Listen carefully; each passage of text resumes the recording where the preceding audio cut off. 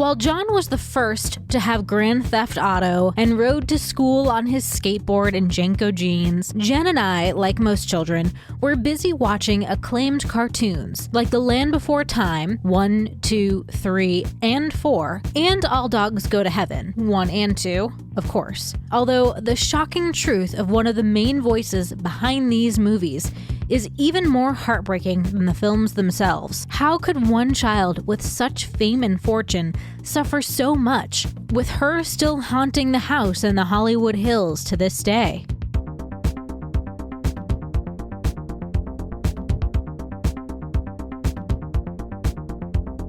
Hey guys, welcome to Talk Murder to Me.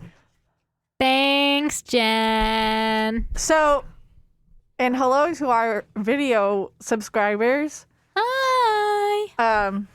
Yes, I have us on YouTube right now, and I fixed the sound with the video. So if you want to follow along with us, this was a not an interactive one, but definitely you need to see some of the videos that we're showing tonight. Ooh. So let's address the elephant in the room. I have been quarantining all week because I came in contact with someone who tested positive for COVID. However, I tested negative for COVID. And so did we. But I just want to wear a mask just because Thanksgiving is coming up and Nicole's mom is coming for Thanksgiving. So I don't want to spread any germs. So sorry, but I'm wearing my mask. I'm trying to be a responsible human. Good job, Jen. Proud Thank of you. Thank you. Yeah, so go to YouTube and you can see COVID Jen. So the hint tonight, I didn't give you a hint. Nope. Okay. So we're drinking beer. We are drinking beer tonight. Surprise shots. Surprise shots. We don't know what they are because they're a surprise. Cheers. Cheers. Oh, God, I don't think that's someone you're going to want in a straw. Oh my God, Jen, are you high? Yum, that was good. That was I'd good. take another one in a straw. Yeah, let's do it. No, 2 for 1. I do not want another one. You're going to need one after hearing this story. What is it? I'll go grab the bottle. Jameson? It was the Wild Turkey 101. I'm going to need another bottle at this point anyway for Dennis. I want to say before... Now, this is for the video people out there. We are actually in the same room. I got a couple comments that asked if we were in a different room. We're actually in the same room.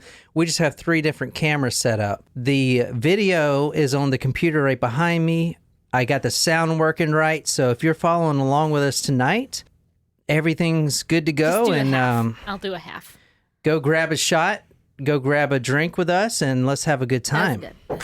All right, guys. Tonight we got an episode that you guys haven't heard of before, and if you're on video, you can watch these videos with us tonight. It's a sad episode, and yeah, it is a sad episode. Well, we'll make it fun. Oh my God. I love this movie. I do love this movie. All I have is a picture in my mind how it would be. I don't remember the song, though. I don't either. I don't remember this being a musical. Oh, it's gonna make me cry. Literally starting to cry. Folks do go to heaven. I miss my Jake. And you promise in your letter And Josie. that you'll come home. Oh my God, her parents died? I forgot about I forgot this whole story. I feel like he left on purpose. No. He didn't want to watch this himself. Never be apart if I keep That looks reckless. Start believing it's true. Soon you'll come home. Soon you'll come home. Soon you'll come home to my heart. Have you guys seen this movie? Yeah, but I don't remember this part, and I'm crying. Oh, they're so You'll cute. come home, home to my heart. Soon you'll come home, home into my heart. Is she an orphan now? I can't remember. I'm assuming. I've never seen it. You've never seen it? No, I've never I seen remember it. All Dogs Go to Heaven 2 was like bomb. Yeah. Because wasn't the main dog a German Shepherd? One of the main He ones? was something. Charlie, I think his name was. Alrighty then. Oh, I mean, I get emotional every time I look at the gray hairs and Stella's eyebrows. Oh I'm my like, God. I literally Makes have me dreams so all the time sad. with like my dogs from I home. know. They were great dogs. They were. My aunt just had to put her Bernie down. I saw that. That was terrible. Yeah. John, why are you making us I cry? know.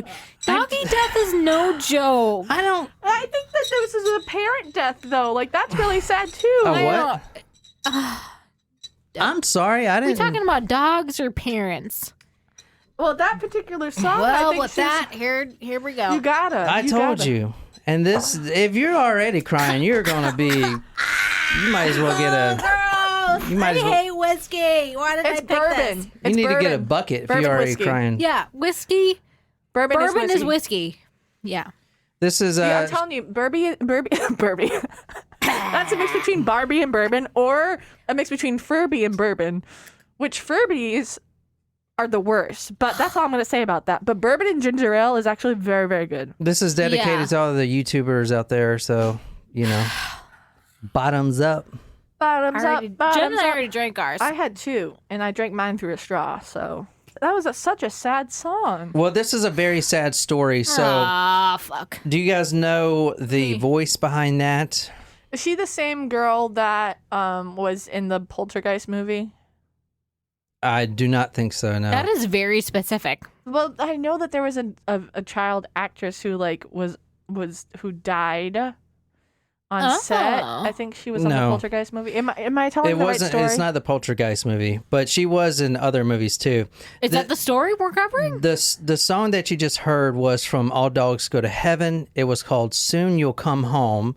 It was performed by Judith Barsi, and that's who we're talking about tonight. Oh, The So reason you might be right. the reason I, Sorry. How do you know all these things, Jen? I have a very, very specific part of my mind that when I disassociate from other conversations, You just go to like killers and death. not just death, but like I just have a random information part of my brain, and I think I pick it up when I'm napping to documentaries. So we're talking about Judith Barsi tonight. That was "Soon You'll Come Home." That's the song she was singing. Now, the reason I played that entire song, well, it's because I had to pee, number one. Yeah, you left Number at a two, very to make us- convenient time. to make us cry. Yeah. Before she sang that song right there, if you go back and listen to it, you can probably hear it in her voice, but she had broken down crying right before she sang that song. She broke down to her agent, Ruth Hansen, and she told her everything. So Judith Barsi at this point was 9 years old.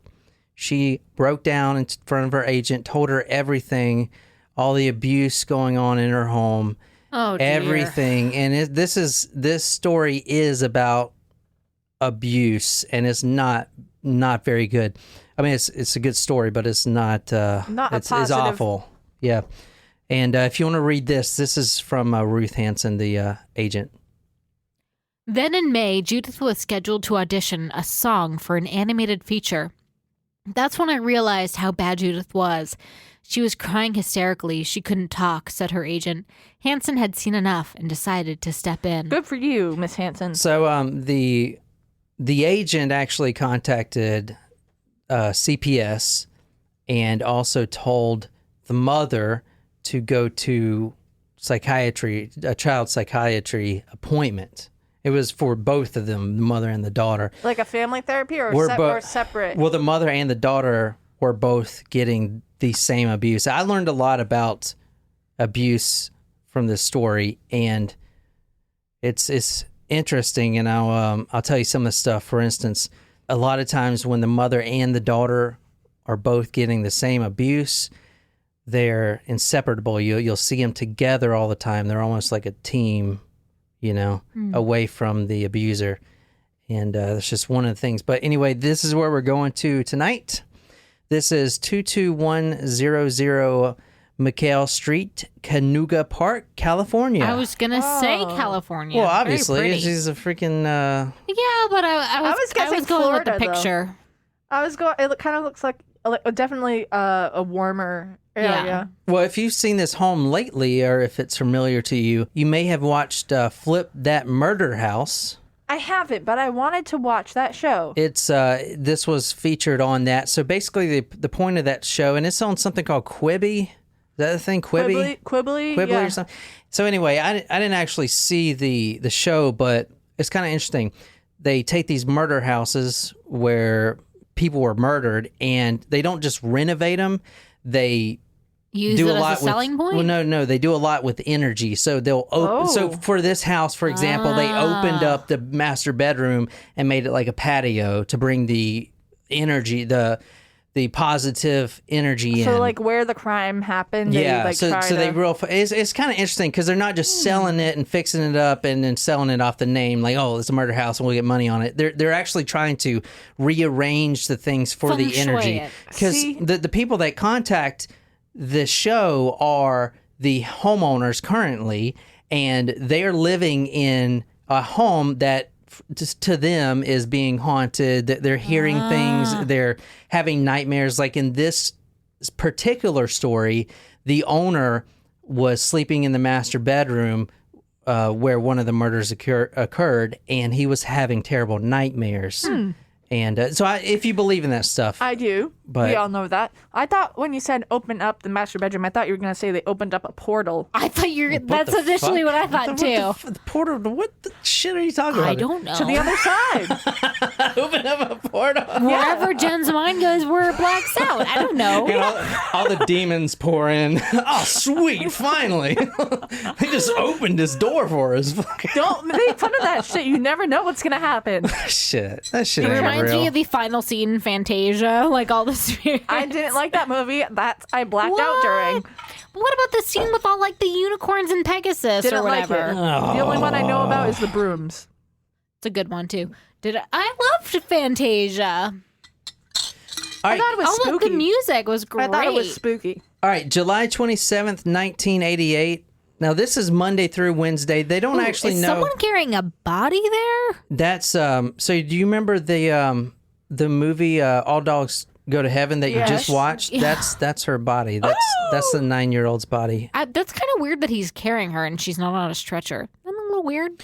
Well, she was burned beyond all recognition, Oh, so they shit. had to wrap her up. Yeah, but I mean, usually The fact you that put he it on a like stretcher. the fact that he like a person is carrying her is a little strange.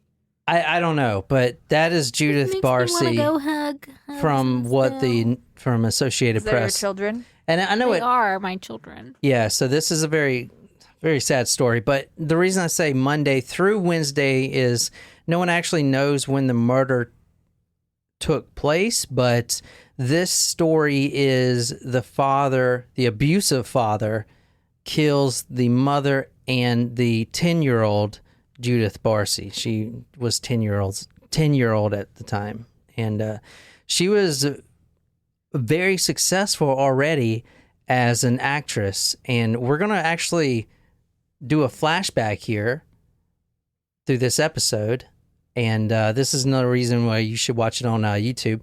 We're going to see a bunch of her commercials. She was in 72 commercials, and a lot of Wow. them you may even remember. I know it's kind of before y'all's time. It was. Yeah. I was not born then.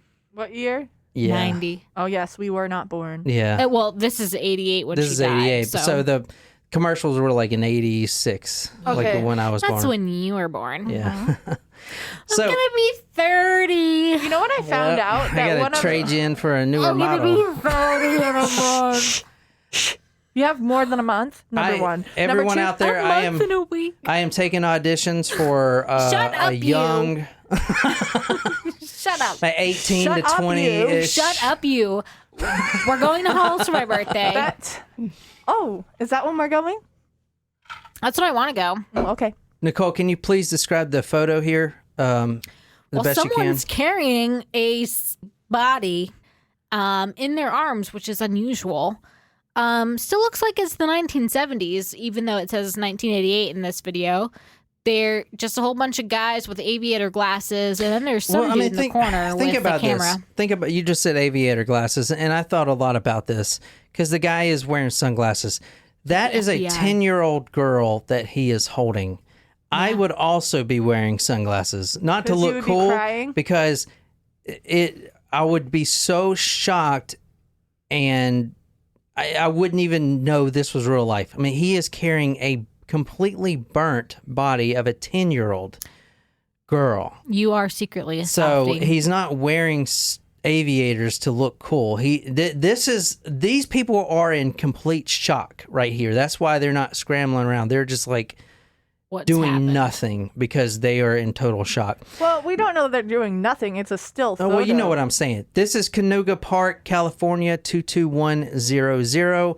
This was around midnight on that Monday when police believe that the killer, the father, kills the daughter and the mother. Now, the reason it could be later, like on Tuesday, is because there is a theory, although it's not very popular, that he was actually holding the family captive until Wednesday. But that's not, most likely the entire family died on Monday. At the end of the episode, I'll show you how he killed himself, but that wasn't until the next day. So anyway, Monday at midnight, the father pulls a .32 caliber pistol out of the dresser drawer. This is around midnight. The mother's sleeping. The daughter's sleeping. He walks into Judith Barsi's room, his daughter, the actress that we're talking about tonight, the singer, and he puts the .32 caliber pistol to her right ear, and this is the photo of that. Nope. Now, I do believe that this is the correct photo. Findadeath.com. Well, what yeah, a site. It claimed that this was actually Judith Barsi.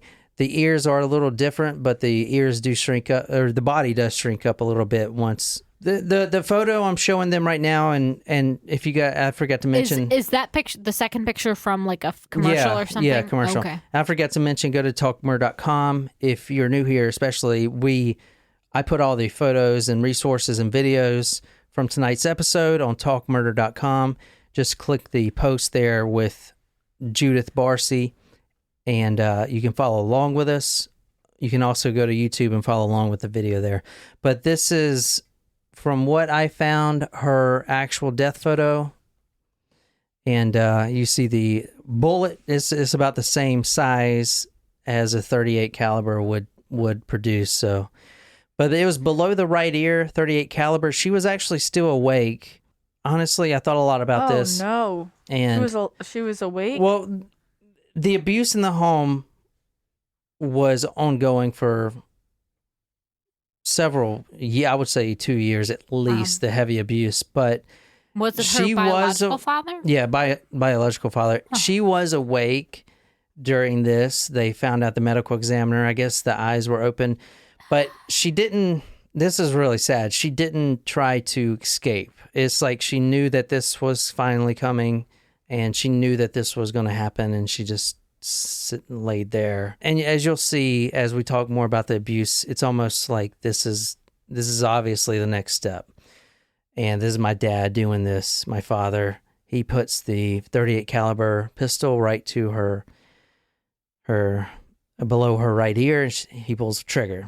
And I feel like she knew that was coming, and I feel like she could feel the barrel on her skin and just didn't do anything. That's how sad that is. So I can't even imagine like being a victim of abuse. Nevertheless, like, never mind from my own father. Like, I feel like he would not be able to trust anyone, especially if it's coming at that young of an age. Like, I can't even fathom, and my heart goes out to any victims of any kind of domestic abuse. But it just blows my mind. Maria, the wife, she hears the shot ring out. This is probably around midnight, and she runs down the hall. Her husband overpowers her, And next thing that happens, she's on the floor on her knees, almost begging. She knows that this is it. He puts the 38 to her temple and pulls the trigger.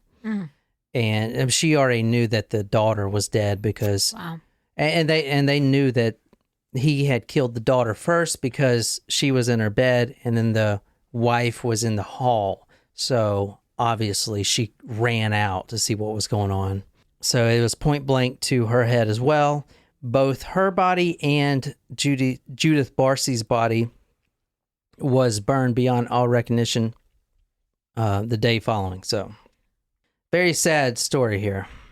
The phone rings at this house, the one you're seeing now, the phone rings at the house the following day is actually Ruth Hansen, the agent for Judith Barsi. And she actually missed an appointment. She had an appointment with Hanna-Barbera. Hanna-Barbera. You know, like the Flintstones. The Flintstones. Yeah. Hanna-Barbera. Yeah. She had an appointment with Hanna-Barbera Productions. The father picks up the phone and says, quote, "They went to San Diego. A black car took them away.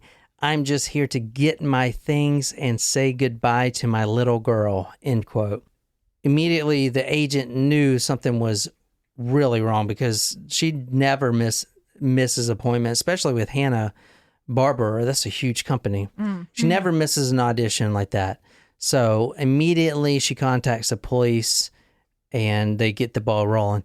Actually, the police didn't show up until there was an explosion at the house when the father lights the fire, which we're going to talk about at the very end of the episode. So in this episode, I'm going to add a lot of commercials. I thought it'd be kind of a interesting thing to do so you can see Judith Barsi, the actress. And here's the first one right here. Ronald McDonald in. Oh. We have desserts. Up on the planet a lot, where it's always hot, kids didn't have cool desserts. That hurts, but McDonald's desserts are so cool and so neat. Even up here, they'll be a delicious So creepy, treat. man. The kids love them all. Shakes, sundaes, and cones. Ronald brought lots to share. That's her So right there. creepy. They not always have ice cream? So creepy. You hate It's clowns, a good though. time for the great taste. That's her. You Yeah, know it's what? I very found sad. out that one of our friends was in a McKids catalog. Oh. Yeah. What? That's cool. It was a Sears catalog for like the McKids clothing line. McDonald's?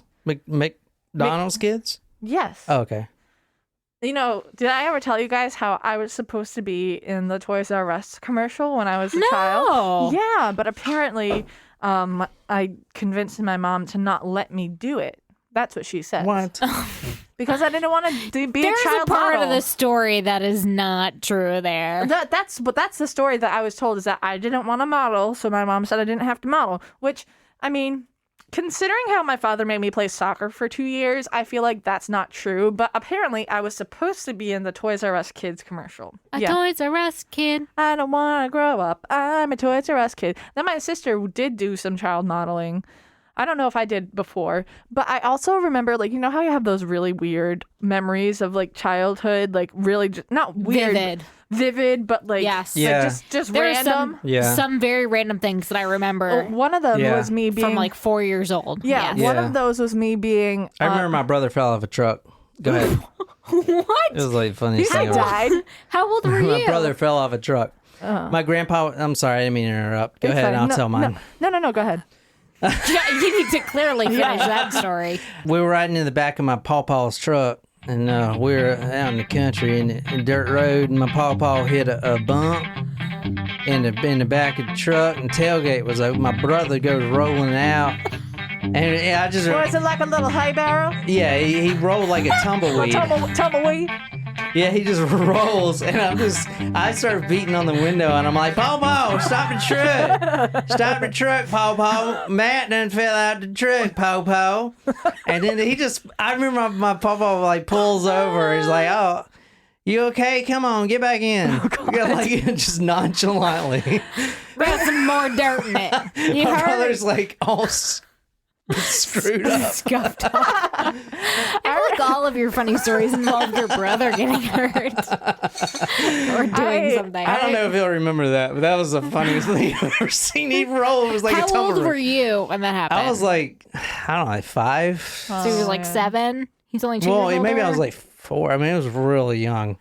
I remember going to ice skating lessons, and the teacher was so man. mean, and it was terrible. And I never went back because I was like crying and I hated it. And to this day, I don't know how to ice skate. I've never been since. I don't really. We used to have like egg crates, milk crates to like help, and you'd stack, and it would help you like push you. Well, I know that in Somerville, For balance? in the town square, they have like an ice rink during the winter. So I kind of want to try to ice skate because I literally have not been in it. Like there were times when I went to Boston during the winter. Frog Pond? Yeah, Frog Pond. Yep. And my friends and I were going to ice skate, but then we just didn't. It's fun to just go and drink some hot chocolate. Yeah, or hot apple cider. Or now we can drink hot toddies. Like every snack from Fruit Corners, new Fruit Wrinkles are made with real fruit. Here's your eyes. Here's your nose. They're a good source of vitamin C. My God, she's so Here's precious. your mouth. In spite of that, Why is Julie the mouth thinks they're sad? pretty neat. Oh, don't look sad. You look cuter with a smile. If it comes from Fruit Corners, it's made with real fruit. Love your eyes. Oh, I can't see. Fruit Wrinkles That from was the like makers a of really Fruit Roll-Ups scary and looking Fruit room that Bars. she was sitting in. Fruit Winkles. Yeah, if she Wrinkles. wouldn't have... Look at, oh my God, look, Fruit Roll-Ups. Look at that old logo. Yeah. If she wouldn't have got murdered so young, she would have definitely been... I mean, everyone would have known her by now. She was a superstar. Like a Lindsay I mean, Lohan. she was in 72 commercials. She was in multiple movies. Star roles, too. Land Before Time was one of them. Land The Before Ducky Time. tells us that story. She played Ducky. That's the one I was thinking about. Dang it. I have a video of that. And Sorry. No, you're Random good. You're knowledge. good. I'm Good glad you call. guessed it. Yeah. Land Before Time was epic. I actually- 1, 2, 3, 4. I mean, I've never seen it, but I put what? Oh, I'm sorry. I watch adult movies. Yeah, when you were a child. yeah. Yes. No. Yes. Land Before Time. I never seen it. Okay. was Wow. the ish. Okay. All right. So tonight It we're really helped my love of dinosaurs. Also, Yeah. We're Back, but We're Back kind of scared me. Yes, We're Back was so good. Because wasn't it about Thanksgiving too? Because it was like the Macy's Thanksgiving parade, wasn't it? I thought they They were in came back? They went to a circus. what are y'all? Oh, We'll have okay. to Pretty watch sure it. it was the Macy's Thanksgiving Day parade. It was a long time ago for me. All right, guys, we are pulling a lot of this episode. There's no books about this, which there really should be, because this is a very tragic story. And I didn't really see any good literature about it, but this article right here provided a really in-depth detail of the case. This is from the Los Angeles Times.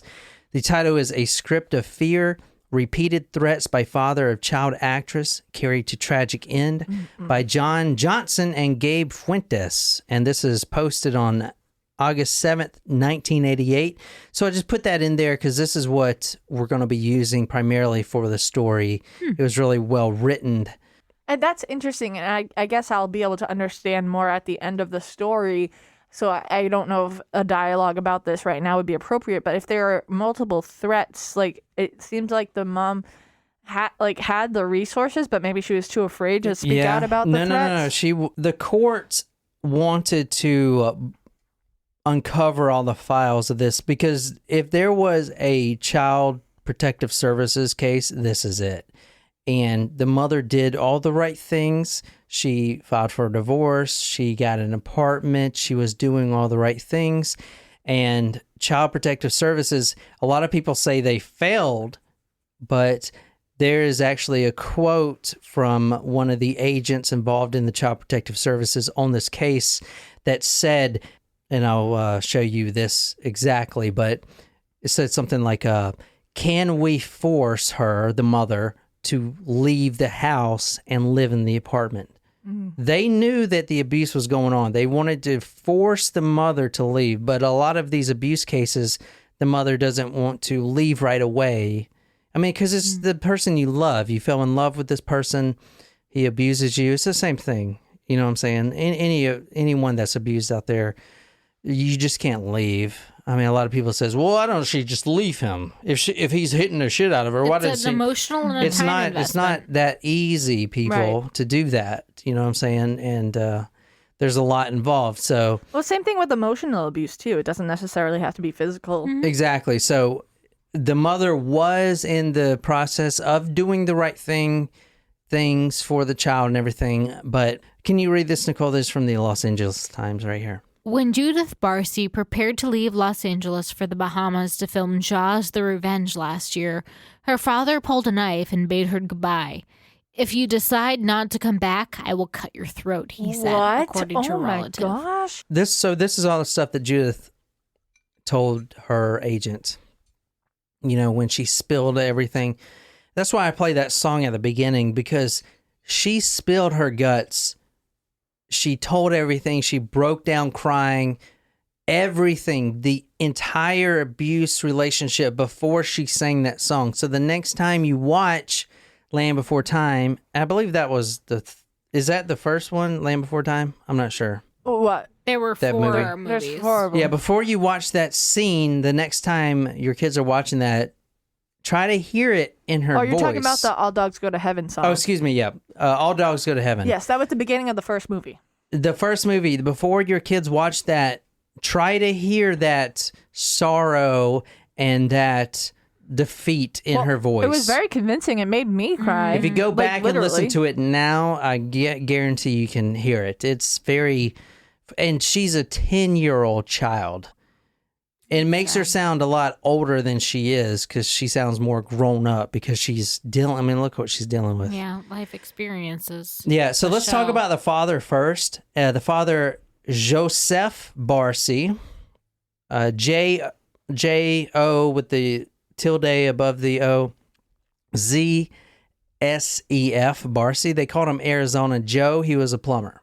And in fact, he was a plumber until this happened, even though Judith was making she was only making like $100,000 a year, which is a lot. I mean, I wish I could say that. she wasn't That's a a lot. millionaire, but you know. I mean, back then, That- even Yeah. especially. Back then and for her age, That's she's a lot. doing good. Yeah. Yeah. But hey, not to knock on plumbers. Like, plumbers and HVAC people make a lot of money now. So, you know, Because it's very specialty. yeah, absolutely. The father, Joseph Barsi, they called him Arizona Joe. He was a plumber. Now, another plumber friend of the father. Is it a Spanish name?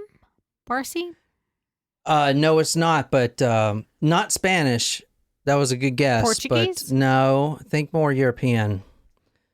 There was a Spanish? I said that. Think a revolution in 1956. They had a revolution. The Soviet Union Cuba. tried to take it over. Cuba. That's not Europe. What? 1956, the Soviet Union was taking over this country. Germany had taken it over, I'm pretty sure. It could be Poland, Czechoslovakia. It's what Jen is 24/7. Irish? That's not an Irish name. Hungary. There you go. You should have said you, and I would have felt way more confident in that answer. A friend of his, which was also a fellow plumber, he actually told him 500 times that he counted or recounted in his mind that, quote, he was going to kill his wife. Now, don't ask me why this friend didn't report this to the authorities, but, you know, after the fact, I guess it's more of a, I don't know, hindsight thing. If you want to read this is also from the article. I try to calm him down. I tell him, if you kill her, what will happen to your little one? Said Peter Kivlin. Little one was Barsi's pet name for Judith. That was the friend he's talking about, the plumber. I gotta kill her too, he said. Oh, no. So I was trying to think, like, this guy's background, like, why was he like this? Because this, I mean, you would consider him a monster, the way he was abusing his wife. He would throw pots and pans, not at the wife. I mean, yeah, at the wife, but also at the 9-year-old daughter. 10-year-old when she died, but 8 and 9 years old when she was going through this. And then what he just said, the reason I put that in there, well, I got to kill her too. I got to kill my 9-year-old daughter. Like, I'm trying to understand what's wrong. It's not this guy is a shithead monster. He's just narcissistic or something. That makes me think he has a mental illness. Well, yeah. In my mind, at least. I'm not a doctor. When but you talk about killing your own child, you're literally killing your own flesh and blood. You're killing a part of yourself. Joseph Istvan, Arizona Joe Barsi, Hungarian immigrant. He fled during 1956. There was a Soviet occupation of Hungary, and it was a big. There's a lot of protests in the street. A lot of people died. It was a huge uprising. Soviets were trying to control, obviously, the country. I believe did not Germany control Hungary until Hitler, until like 1945? Hitler wasn't he controlling Hungary Austria was with Hungary, right? When was the end? Austria-Hungary was Prussia. When did Hitler get killed in the bunker? 1945. So this was 1956. So was the Soviets, I guess, trying to take over? So after World War II ended, basically, like Europe was divided Eastern and Western Bloc, and the Eastern Bloc was controlled by the Soviet Union. So part of Germany was controlled by the Soviet Union. Joseph Barsi, he was a Hungarian immigrant. He fled the 1956 Soviet occupation of Hungary. Now, not much is known about his family prior, but we do know he was orphaned very young, and his father, which we do not know anything about, basically disowned him. Mother disowned him. He was living on the streets. I mean, this isn't like America where you don't live on the streets. If you're a 10-year-old, you have a home, like a adoption service. In Hungary, on the other hand, there's no orphanage. Not in the American bubble that we live in. There, you literally live on the streets and you beg for your money. Some people in food. America literally live on the streets. I know, but it's not like other countries. So he was living on the streets. Most likely, he did grow up in an industrial area. The LA Times article says he lived in a, quote, miserable childhood. So I don't know if he was orphaned out to, a foster home or whatever, but he did grow up miserable. That's all it said. Now, he was actually ashamed of his accent for whatever reason. And I don't know, the Hungarian accent is very, it's like a Hebrewish, like very spitty. Guttural? Yeah, guttural. Is it? He was ashamed of his accent, but he was also, and that caused a lot of the fights. He actually claimed that he killed a man once in New York for making fun of his accent, but that was never proven. However, I wouldn't disbelieve it, considering what happened. Mm-hmm. If you can do that to your child and your wife, imagine what you can do to someone who you really don't care about. From what I saw, he wasn't an alcoholic until he got to America, and that is actually a very common theme during the mass immigrations of that time period.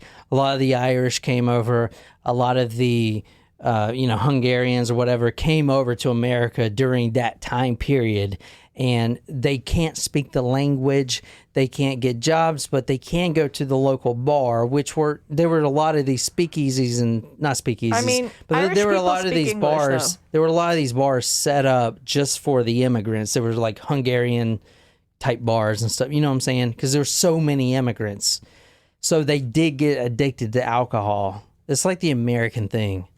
It's like, screw it. We got the Native Americans addicted to alcohol. That was their downfall. Did you guys see the meme? Fucking Americans, dude. We suck. It ain't good. Did you guys see the meme about how this year is like the original Thanksgiving, how we're just spreading mass disease to everyone? Like the original Thanksgiving. Yeah, when we landed on Plymouth Rock, like literally we slaughtered all the Native Americans. Can I just say that Plymouth Rock is literally the epitome of disappointment.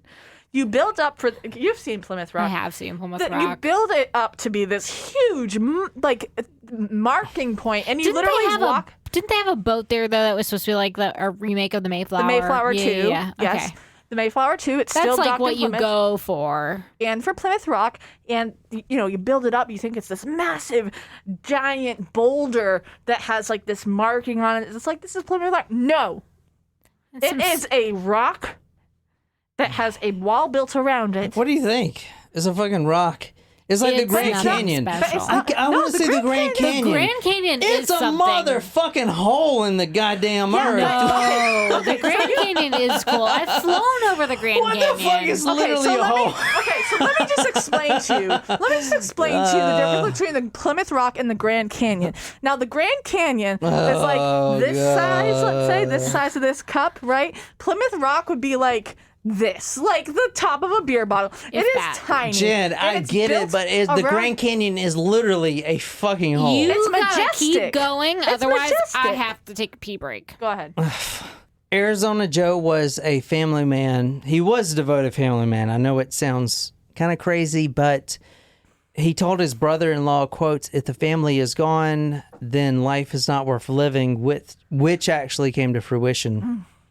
His first marriage, if you look at the photo right here, I'll put it on talkmore.com. That's his first wife, Clara. He actually looks happy in that picture. Like the other pictures you showed, he didn't look like a very happy man. Yeah, he does look happy, yeah. It's kind of a grainy picture to see. He had 2 children, one named Barna, 1957, and Aggie, A-G-I, 1958. So Judith was his child, obviously, with Maria, but that It was was like 20 his, years apart, though. that was his 3rd child. In this story, I really wanted to kind of dive into the background of Joseph and see why he was this abusive. When Joseph moved to New York, he immigrated from Hungary in the 1960s. This is when he started to drink. Clara takes the kids. You see the kids right there, Nicole? Mm-hmm. So Jen said earlier that they're really happy looking. Yeah. So she takes the kids and she actually moves to Arizona. The abuse obviously has started with Joseph. With his first wife? With his first wife. Is yeah, that why they the call abuse. him Arizona Joe? I don't know why they call him Arizona Joe. I think because he was living in Arizona. But was he? So- did he so- try to get his wife back? Is that what happened? Exactly. So she moves to Arizona, but just like anyone in a domestic relationship, not anyone, but most people, they can't actually give up the ties. So she somehow gave the location of where she moved to, and he followed her there to Arizona from New York, and he didn't have a job at the time. He actually learned the plumbing business when he moved to Arizona to get back his wife. That's why he moved to Arizona. And he was already the abusive father and everything, but he moved to Arizona to get back his wife. Most likely why they call him Arizona Joe. It's interesting that you say he learned the plumbing business when he moved to Arizona. I feel like, well, I guess it makes sense now because maybe not everyone had, plumbing systems like we did at that time in America. But you feel like that would be a skill that would be easily transferable between countries. However, thinking about the time period, maybe not so much. Not even now. That's the thing about. I love America. Do not talk shit about America. Our country is fucking ridiculous. Yes, but dude, most countries don't have plumbing. Even today. Like, holy shit, I can take a doo-doo in the toilet and then it'd be gone. Even Danielle would tell me about, I didn't realize in Japan they had mostly like the squat system. Oh, God, I hate that. They squat on the toilet and then poopy everywhere. And I was like, what do you mean this is in Japan? And she's like, yeah, some places there's like a hole in a bar and you just, yeah. Yeah. I was like, what? No. You go to some... I thought Japan, they had the fancy toilets where they talk to you. No, you go to Apparently most countries out there.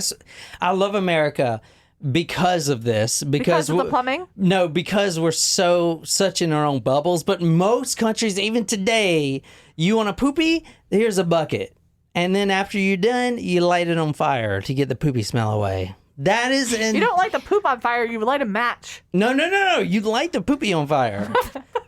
I literally, for someone that lived in the mountains of Afghanistan for 6 months, he's using the I lived phrasing. 6 months. Can you at least say shit? You light your shit on fire. That's Sounds gross. better. I lived 6 I'm months thinking of, on a Billy mountain. Madison. On a mountain in Afghanistan. 6 months.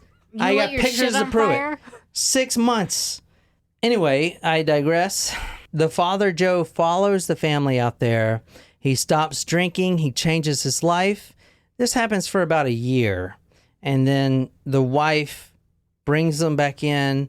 He's really changed his life. But then, like most abusive relationships out there, from what I've researched doing this podcast, it's only temporary. And then the cycle starts back over. And that's exactly what happened. And that's how he lost his first wife. Clara did divorce him, and she took the 2 kids. He actually never saw his kids again. The kids at the time, and you see a picture right here, go to talkmore.com, being that old, they decided amongst themselves not to talk to their father again. So you can see how bad that was. The kids, the teenage-year-old kids, decided amongst themselves they did not want to associate with their biological father. That must mean that the abuse was pretty bad, if you guys can see that. Yeah. If you want to read this, this is from the LA Times article, The Script of Fear. He seemed perpetually angry at his wife. Several sources said Barsi would alternate his threats, sometimes saying he would kill his wife, other times saying he would kill himself and Judith and leave Maria alive to suffer. That's terrible. Obviously, I wonder what did he? I mean, this is during the 80s, which was shortly after a time where mental health was not like mental health disorders were sorely looked down upon, especially in the 50s and during NIMBY. But like, I just feel like if someone were to say that, I just why didn't anyone try to get him help? Like, I just it's. And not even the point where he would kill, not even the alarm, as alarming as it was, he would say that he would kill himself and his daughter to leave his wife to suffer, which is terrible. The fact that he would say that he wanted to kill himself in general should have been an alarm in someone's mind to try to get him some help, Well, that's the thing. The agent was the first one to point them in the direction of CPS and the psychologist. But not just CPS for like Judith and the wife, but for like try to get him some mental health. Here's the thing about this story. A lot of people talk bad about CPS and Child Protective Services for not doing their job. There's only so much they can do. They followed this case very closely from what I've seen. And that quote really says it all. Can we force her to move out of her house? No. She's already got an apartment. Can we force the mother to move out of the house? Can we force her? Like that shows me right now that they can't do much more. So part of my job as a school counselor is to report instances of abuse or neglect if I become aware of them. And there have been instances where I have, reported something to DSS, or the Department of Social Services, and they put their report out, then they send an agent out there, and then they interview what's going on, and if the interview results kind of indicate that they don't need to do anything, or if there's nothing wrong, maybe even if something is going on, if someone says that it's okay, or if they go and they say, no, this report isn't true, or they don't find any signs, I feel like there's not more that you can do. It's like as long as I report that something is going on, I've done my job, but it depends on what they see and what other people result. So if someone reports that they're being abused, and then they go and they do their investigation, and then when they're talking to DSS, they change their story and say, no, this didn't happen. Or someone else says, no, this is what actually happened. And, I don't know for sure what their process is, but I would imagine that if that story were to change, or there wasn't reason to remove someone from a home, that they can't really do anything. Yeah, that's true. Family friends who served Judith homemade Hungarian sausage when she came to visit said the girl spoke darkly of her home life. I'm afraid to go home. My daddy is miserable. My daddy is drunk every day, and I know he wants to kill my mother, she told the couple. That's terrible. You should never know that as a child. Who asked not to be named, but who were friends of both Barsi. So a 9-year-old is saying, quote, I'm afraid to go home. My daddy is miserable. She was so distressed at this point that she developed and I cannot say this correctly, trichotillomania. Trichotillomania. It's the disease with the disorder where you pull your hair out. There you Oh go. my God, I was once on a plane where I saw this girl pulling her hair out, and it was hair? gross. Or her eyebrows? Her hair. If she was pulling her hair out. It could be anywhere. It She could was be pulling hair, her hair out eyebrows, of her head. She was going arms, like legs. this. She was taking each little hair, twisting it, and then It's a real thing. And I thought I was gonna vom hard. Baby Kiki, swim to me. Baby Kiki, she's a snappy little swimmer, baby Kiki. When she paddles through the water, swimming on her own, she's so cute and sweet. Kiki clippers on her feet, baby Kiki. She amazes the crowd, baby Kiki. Chilling right outside, baby Kiki. Take a rest. She loves to swim. Snappy little swimmer, baby Kiki. Baby Kiki They doll definitely comes with sampled an flippers, oldie a song, and I paddleboard, can't remember and this which one it swimsuit. is. She's new from the town.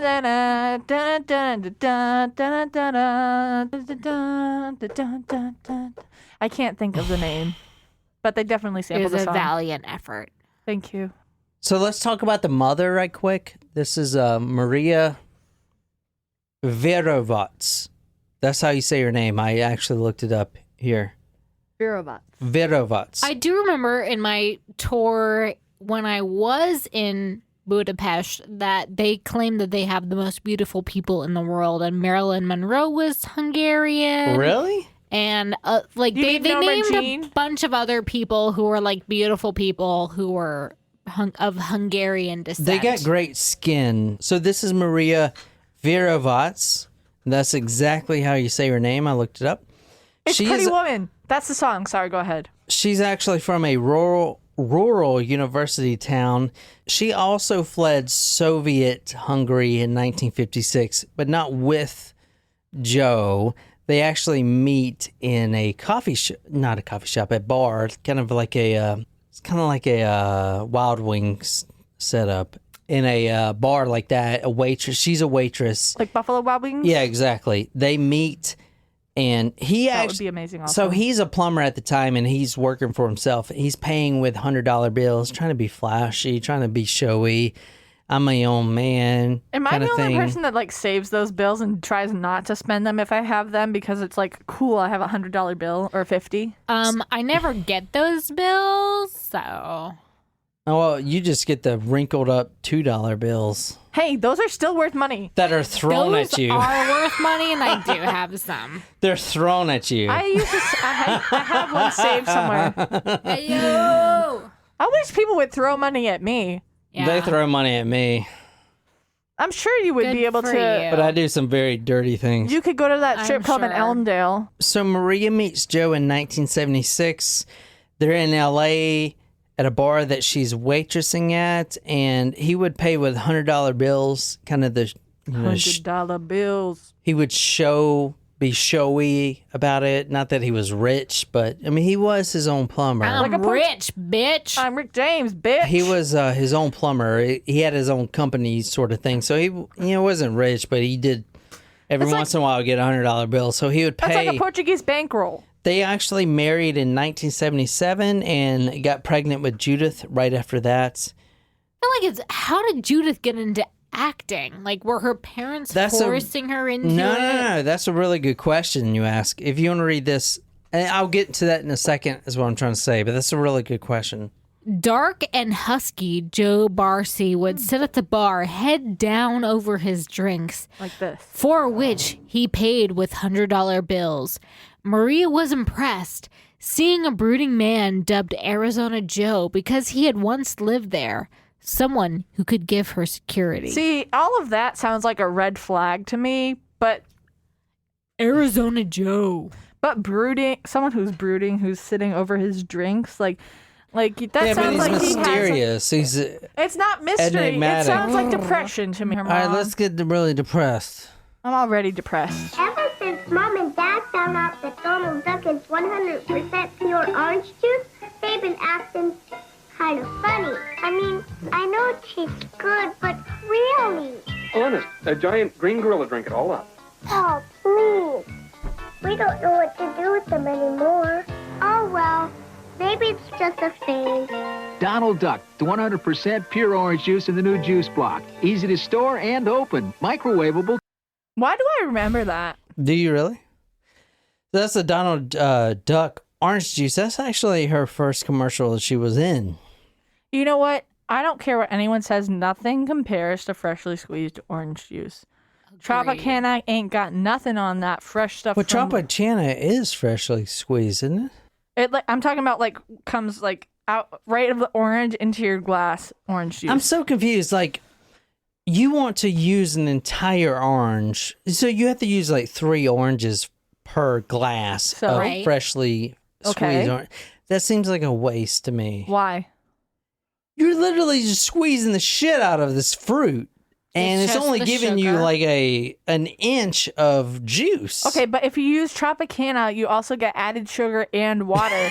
Added sugar and water. True. Is that what you want? Added sugar and water? No, she wants fresh juice. Squeezed, is what she's saying. You want the pulp where it I love gets the in your pulp throat is and you're where like, it's fucking It's so fucking good. I'm sorry. so much pulp. Tastes real good. Yeah. Judith Barsi, June 6, 1978 to July 25th, 1988. So this is Judith Barsi on Cagney and Lacey. Have you ever seen this? Yes. I've heard of Cagney and Lacey. Yes. Why do we know that? So she played one role here, but it's kind of foretelling because she was playing the role of an abused child. Oh, shit, no. She also played Ducky. Obviously. My God, I can't believe she did. Yeah. David, I can't believe it. David. That's why. Hello. I said hello. Oh my God, he's crying. Little Fred's crying. What is your name? Maybe you cannot talk yet. Huh? Don't you know anything? So this was actually released posthumously. No, it was? Oh my Yeah. Whatever you are. This was, you remember the I'm a long audition neck she too, had? See? And I have a long tail like you.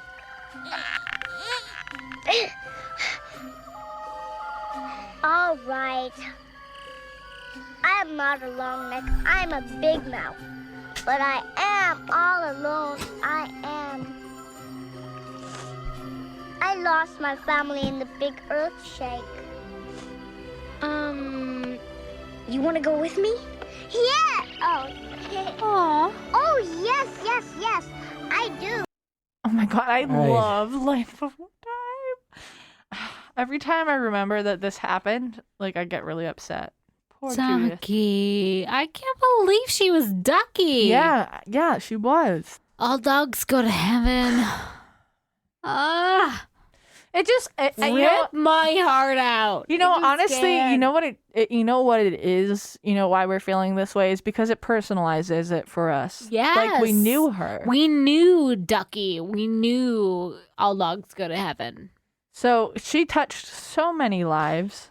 All right, so this is from IMDb. This is just some trivia about her. Her favorite role was Ducky in The Land Before Time. That was 1988. Oh, that was just before she died. She loved to swim. She played outside, and one of her best memories was in her best friend's sprinkler.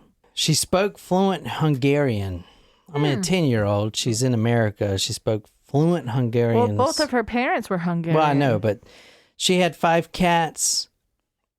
She weighed 5 pounds, 6.9 ounces at birth. Tiny baby.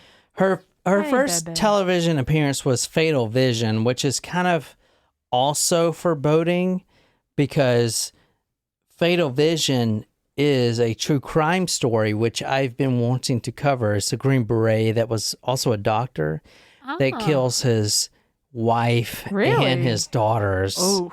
And she played one of the daughters, so it's also foreboding. But I've definitely been wanting to cover that story. It's by one of these authors. I cannot remember his name, but it's a very well-known true crime tale. She had 72 commercials. She was in The Jaws, The Revenge, The Jaws 3. She was in Growing Pains. She was in Cheers. Oh, I love that. Where everybody knows your name. Now that we're parents, we better learn to cook. First lesson, make sure your peanut butter's chipped. The difference is chips, peanuttier taste. The best you mean the world to me. More peanutty than any other big brand we've tried. For your special ones, it's the taste for peanutty. Being a parent myself, I've tried all the big brands, and Jif has more fresh roasted peanut taste. Marvelous. I have Jif at home. Not in front of the children. She got casted for a lot of roles because she looked a lot younger than she was. She Well, could not she- get over 3 feet 8 inches. She was had a some. small baby. 5 Yeah, well, pounds, she 6 had- ounces, you said? Was she born prematurely? No, she wasn't born prematurely, but she had a disorder, something with her spine. I didn't really get into it, but she did have a disorder which kept her very short. She would always play the younger roles, even though she was older, which worked for a time, but eventually it became that she needed to play older roles and she couldn't. So they started injecting her with some like hormone growth bullshit. Like, what the fuck? Like, it's a 10-year-old child, you fucking shitheads. Well, for a 10-year-old, 3 foot You're 8's pretty fucking small. injecting her with HGH. Are you fucking high? Around this time, the pressure from that, where she can't get roles because she is not getting any bigger. She cannot get past 3 feet 8 inches as a 10-year-old. She would not grow at all. So the pressure from that and the pressure from the abuse at home was really mounting up. At this time, the mother, Marie Barsi, started renting an apartment in Panorama City. And this is also the time that she started filming All Dogs Go to Heaven. Here's another commercial from her. Rocky Road Cereal presents Live. That's the cereal bowl. It's the Rocky Road Breakfast Band. Choco's chocolatey puff, it makes my heart sing. And vanilla puff is such a tasty thing. And I've got something really special for you. It's got a chocolate and nutty Johnny marshmallow too. It's Rocky Road cereal, a rockin' part of this complete breakfast. Waking up to Rocky Road, make sure that you sing. What kind of, I don't want to ask, but I do, just so we have Yeah, some go sort- ahead. Like, what kind of abuse was it? Was it more physical abuse? Was it sexual abuse? Like, No, it was not sexual abuse. That's a good question. It was more physical, emotional abuse. He would throw lots of pots of pans. At this time, she was making $100,000 a year, which isn't, a ton, but it's enough where a lot for like Yeah. a 10-year-old. yeah, it's and a also lot. back then. It's a lot for where he did not need to be a plumber, but yet he was. He could come home and have the security of his daughter making this much money and doing all these commercials and everything else. Yeah, I mean, but he was physically and emotionally, not sexually, abusive to his wife and his daughter, and it was back and forth. So it was the same abuse he would give to his wife would be the same abuse he'd give to his daughter. So I guess that I would ask if maybe he felt inadequate because his daughter was earning more than he was. But you know that back then, he had a previous marriage where he was abusive to his wife before too. So he can kind of maybe rule that out. I don't know if he can totally, but it's not as as much that's a as good a question. factor, I think.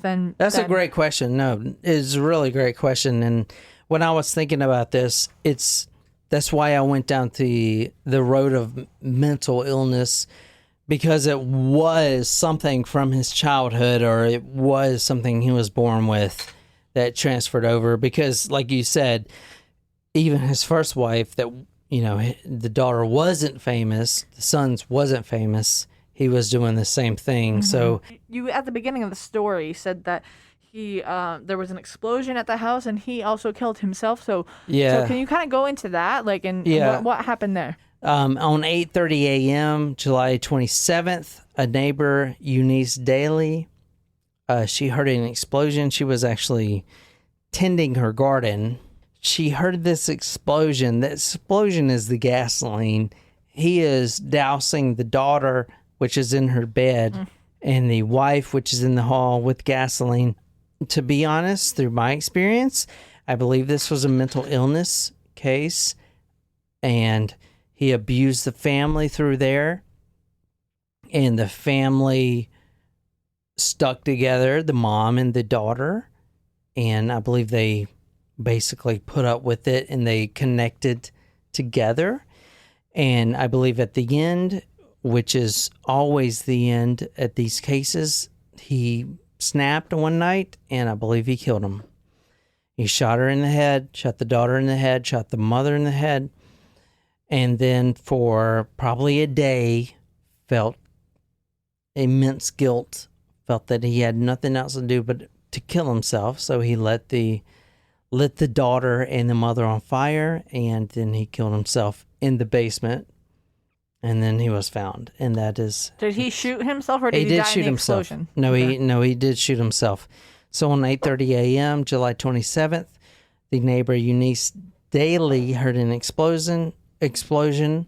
She was outside in her garden. There was a fire emanating from the house. Maria, with the wife, the mother, was 48 years old. She was at the end of the hallway, burned beyond recognition. The daughter, Judith, who we're talking about tonight, was 10 years old. She was in her bed, burned beyond recognition. The father, Joe, was in the garage with a self-inflicted gunshot wound to the head. So with this story, I feel like it's extremely tragic, but I feel like there was some serious mental illness going on with the father. Case of abuse is a very tragic story. It's not a very well-known story, and it should be. My name is John. I'm here with COVID, Jen, and Quiz. And we love you guys. Until next time, we love you guys. And good night, you lovely, lovely people.